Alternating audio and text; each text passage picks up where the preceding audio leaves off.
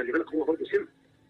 في فقرتنا الثانيه عايزه اتكلم الله تتكلمي عن الزمالك، نفسي تتكلمي عن الزمالك الاعلامي لازمات الانديه الكبيره. والنهارده بيان رسمي بيقول ان مدرب الاهلي السابق ريبيرو خد حكم من 3 اسابيع بتغريم النادي قرابه 588 الف دولار تقريبا علشان فسخ العقد.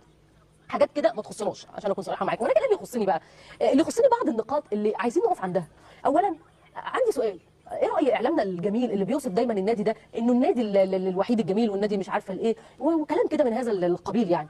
ايه رايكم دلوقتي؟ ايه رايكم انه عادي على فكره عنده قضايا وعنده مشاكل في الفيفا ماشي عنده قواضي في الفيفا بس ما بتوقفلوش قيده، ما بتوقفش قيده.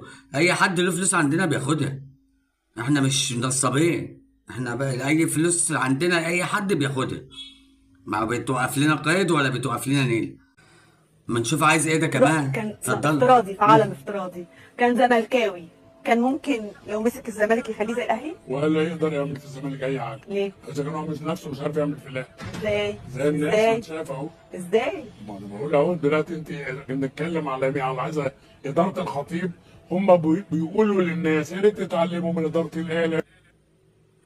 هو انت بتقول ايه يا كابتن؟ هو انت بتقول ايه يا استاذ عدل انت ولا مدحت العدل ولا سامي العدل ولا اسمك ايه؟ انت بتقول ايه؟ الاهلي فرق. طب انا والله العظيم ما هرد، انا مش هرد. ردوا انتوا يا جماعه بقى عن اللي في الكومنتات عشان انا زهقت من الناس دي والله قسما بالله. خلاص ما عادش ينفع بقى، ما عادش ينفع تبقى مع الناس دي. ردوا عليه انتوا بقى في الكومنتات. انا نفسي اعرف حاجه واحده بس دلوقتي، هي دي قناه الاهلي ولا قناه الزمالك؟ انتوا بتتكلموا عن الاهلي اكتر ما بتتكلموا عن الزمالك. ليه؟ انتوا عارفين ليه؟ انا هقول لكم بقى ليه. عشان انتوا لو اتكلمتوا عن الزمالك والله العظيم ما حد هيتفرج عليكم، عشان انتوا اقليه. انما بتتكلموا عن النادي الاهلي اللي هو اكبر جماهيريه واكبر شعبيه عشان تتشافوا. انتوا من غير الاهلي مش هتتشافوا. انت شفاف مش هتتشاف. عرفتوا عمالين ترزعوا على الاهلي ليه؟ الاهلي ايه الترزيع ده؟ ما بطلوا ترزيع بقى يا جدعان، احنا زهقنا والله. اتكلموا عن الزمالك شويه يا سيدي، مش مشكله ايه اللي مشاهداتك شويه، بس اتكلم عن النادي. انت مالك؟ انتوا مالكم مال النادي الاهلي؟